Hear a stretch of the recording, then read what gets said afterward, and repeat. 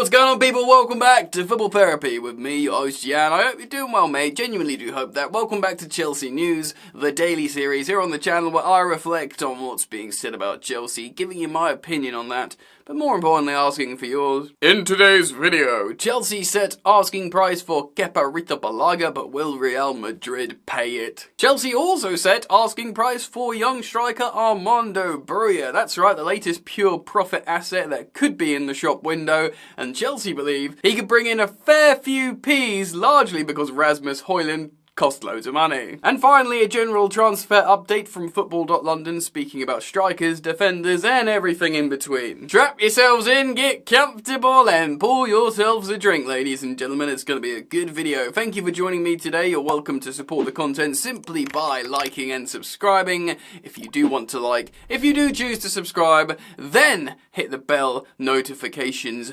icon. Alright then, let's get into it. Starting off with Kepa Arrizabalaga. At CFCPYS via The Athletic tweets, Chelsea will ask for around £17 million for Kepa Arrizabalaga in the summer. This figure, Real Madrid will not pay for a backup. Yes, indeed. And if you think about it, actually, Kepa Arrizabalaga is currently the backup to the other guy. So what is he, like, going to be the third choice goalkeeper when Thibaut Courtois eventually returns to the Real Madrid starting lineup? And make no bones about it, ladies and gentlemen, Thibaut Courtois will be the Madrid number one. So where does that leave Kepa? Kepa probably hoped he'd sort of cement his place as the number two, and then maybe Real Madrid might pay 10, 12 million pounds for him, something like that. I have to speculate that his remaining book value, it's got to be, what, 10, 12 million quid. Think about it, £71 million transfer fee over, at the time, an unprecedented 7-year contract. But I'm not sure if you add the wages to book value. Maybe you do, and his wages are high, so maybe his remaining book value is quite high. I don't know, but Chelsea, in my opinion, should do whatever they can to try and get rid of Kepa. Look, the guy's on high wages, he doesn't really want to play for Chelsea anymore. Seemingly, we're not really interested in him playing for us. He's still got a mistake in him, as we've seen in Spain of late. I think we should just find a way to terminate his contract, and then he can go and get a sign-on fee somewhere, maybe at Real Madrid, or at least Chelsea just lower the asking price. 17 million quid for a guy with 12 months left on his deal who's become the second choice to the second choice or something? It's not looking good, is it? Kepa's still even got some believers in the Chelsea fan base, but look, I've moved on, man. 7 years nearly. We just need a total refresh. Let me know what you think about Kepa Arrizabalaga down in the comment section below, friends. And let's move on. Matt Law of The Telegraph writes this: Chelsea value Armando Broja at over £50 million and are willing to listen to bids for the striker this month. Broja has attracted interest from Wolverhampton Wanderers, Fulham and West Ham United, but it remains to be seen whether or not of those clubs or any others can or will get close to Chelsea's valuations. Sources also claim there is interest in Broja from overseas, so the Telegraph Sport understands Chelsea currently believe Broja is worth between 50 and 60 million pounds, given the price for other strikers have moved for, and Brighton's 100 million pound valuation for Evan Ferguson. Manchester United agreed to sign 20-year-old Rasmus Højlund for 72 million pounds, which is about 80 million euros, last summer, and Chelsea are believed to have taken that fee into consideration when valuing Broja. I mean, I get it, other people are making money, why can't we make money? If that's what they're doing, we should do it too, but it's all mental though. Look, Højlund could be a great player, but if you look at the goals he'd scored prior to moving to United, not many, and it was a limited data, package sample size. So that was mental, it was overpaid, and £100 million for Evan Ferguson, a teenager. Of course that's overpaying. A teenager from Brighton who scored the odd goal, Mental! But it's Brighton, we expect it. So do we just go, look, Brighton somehow get away with it, so we're going to do it too? The market's gone insane. Now I know Chelsea are part of that for paying half these fees most of the time,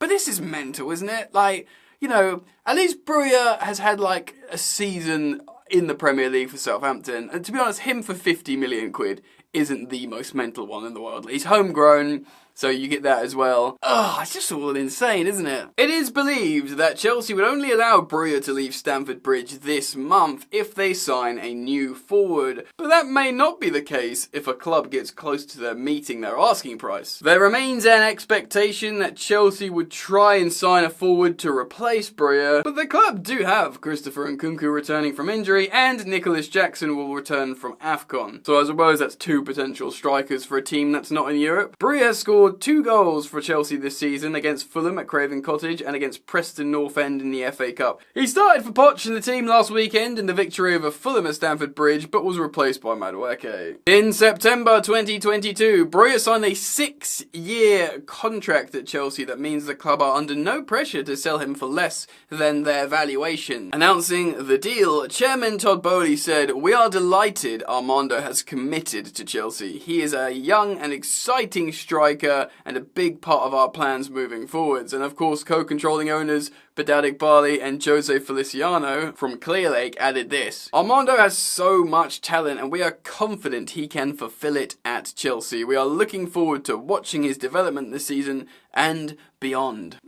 Big high hopes, ladies and gentlemen. Yeah, look, it's worth noting and highlighting and reiterating that Chelsea do indeed see Armando Broja as one of the best young striker talents in Europe. We've said it on the channel recently, but I'll regurgitate it again. He's fast, he's strong, he's direct, and despite being quite a big lad, he's got technical feet in the 18-yard box. He can shuffle the ball and dribble a little bit. So he's got the tools there. It's all there. And as Simon Johnson of The Athletic said on the Straight Out of Cobham podcast, the Chelsea podcast, he's an aerial threat. And if you look at how both Nicholas Jackson and Armando Broja have played respectively this season for Chelsea, only one is really meeting those aerial crosses and balls and trying to head in, and that is Armando Broja. So in theory, he's the complete sort of package. I know people have compared him to Diego Costa at times. Maybe he doesn't have the temperament of Costa, but stylistically, he's not so dissimilar in the way they play. So I can understand why Chelsea are putting maybe a bigger price tag on him, because if he goes somewhere, does really well,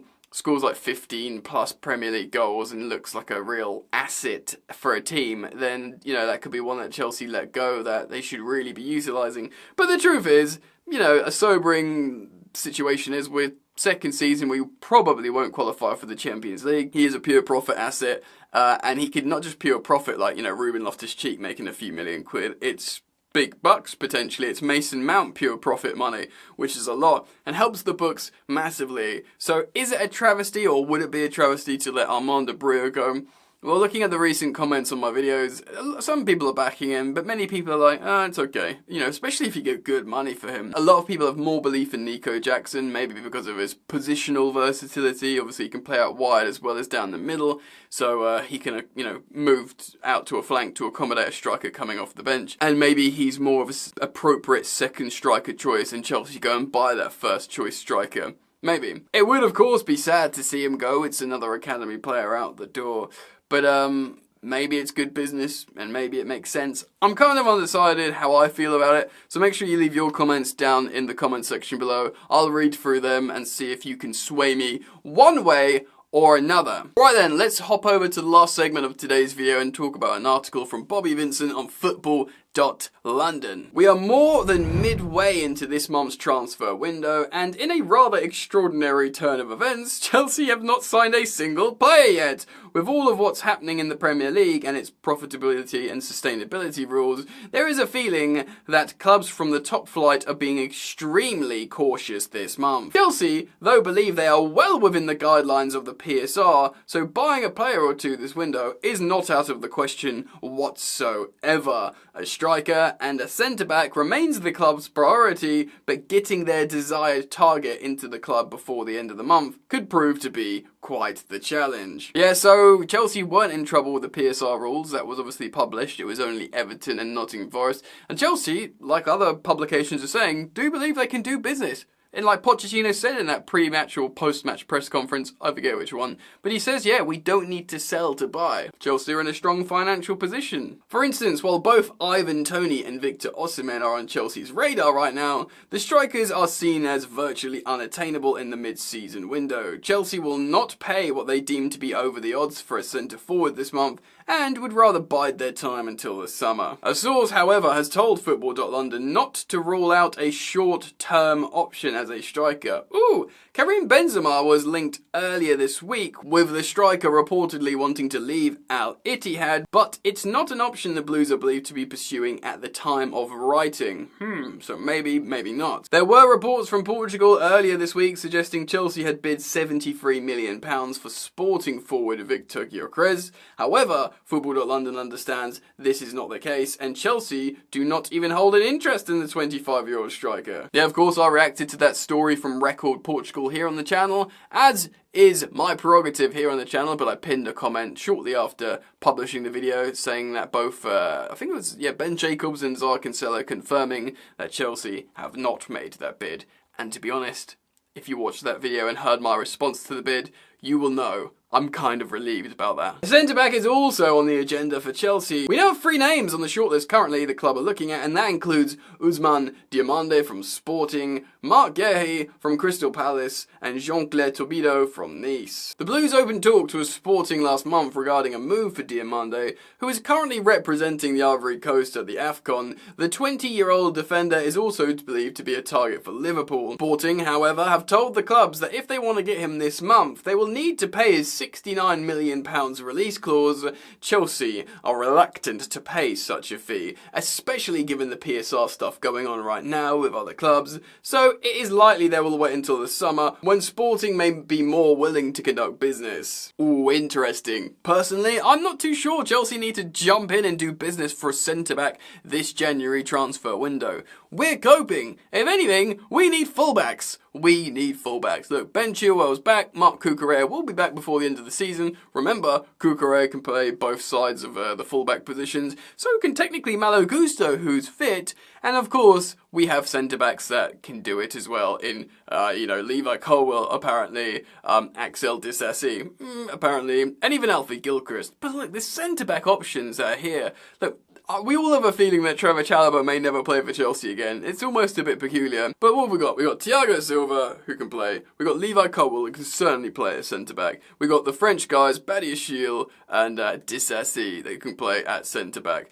Alfie Gilchrist is a centre-back. Do you know what I mean? Like, he can play there as well. We got plenty of stuff. Wesley Fofana's on the grass again. My favourite centre-back at the club. Can we just chill? I mean, fair enough. Like, we're not in Europe though. And like, look at Tottenham. They were playing a back 4 of fullbacks because they literally didn't have a fit centre-back. We're not in that situation, so we don't need to do desperate business, I think, unless I'm just missing something that from the great plan.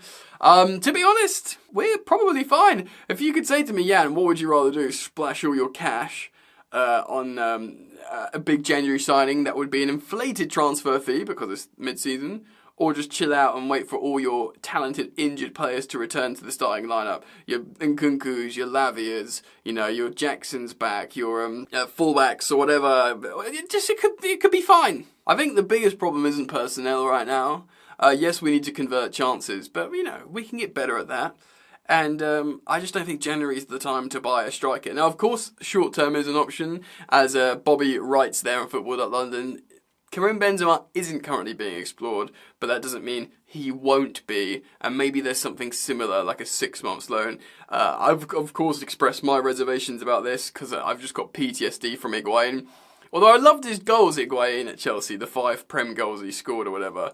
But, the high value or the high costing 6 months loanees, you think of Joao Felix, you think of Gonzalo Higuain, and you think, this is just a waste of money on the books. Anyway, let me know what you think down in the comment section below. I'll be very keen to learn your thoughts, feelings and opinions on all the players and stories I've spoken about in today's video. Obviously, I'll be back as soon as some news pops in the world of Chelsea Football Club, so do consider turning on the bell if you choose to subscribe. And other than that, friends, I'm out, so I hope to see you guys back here very soon. Peace.